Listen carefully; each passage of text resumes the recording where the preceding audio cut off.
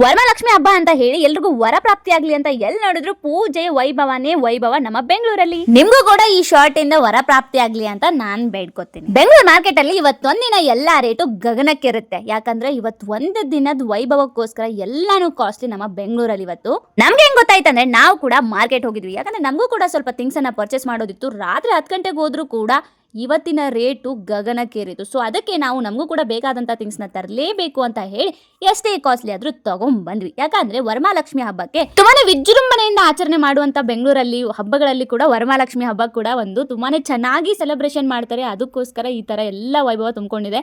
ಏನೇ ನೋಡಿದ್ರು ಮಾರ್ಕೆಟ್ ಅಲ್ಲಿ ಇವತ್ತು ವೈಭವ ನೋಡಕ್ ಸಾಧ್ಯ ಇಲ್ಲ. ಯಾಕಂದ್ರೆ ಅಷ್ಟು ಚೆನ್ನಾಗಿದೆ. ಒಂದೊಂದ್ ಕಡೆ ಒಂದೊಂದ್ ತರ ಸೆಲೆಬ್ರೇಟ್ ಮಾಡ್ತಾರೆ. ನಮ್ ಕಡೆ ಇನ್ನು ಶ್ರಾವಣ ಇದೆ, ಈ ಕಡೆ ಸೆಲೆಬ್ರೇಟ್ ಮಾಡಿ ಇನ್ನ ಮುಗಿಸ್ಬಿಡ್ತಾರೆ. ಎನಿವೇಸ್ ಮತ್ತೊಮ್ಮೆ ನಿಮ್ಮೆಲ್ಲರಿಗೂ ವರಮಹಾಲಕ್ಷ್ಮಿ ಹಬ್ಬದ ಹಾರ್ದಿಕ ಶುಭಾಶಯನ ಹೇಳ್ಬೇಕು ಅಂತ ಹೇಳಿ ನಾವು ಕೂಡ ನಾವು ತಂದಿರೋ ಐಟಮ್ಸ್ ಅನ್ನ ಎಲ್ಲ ವಿಯರ್ ಮಾಡ್ಕೊಂಡು ಹೊರಟ್ವಿ.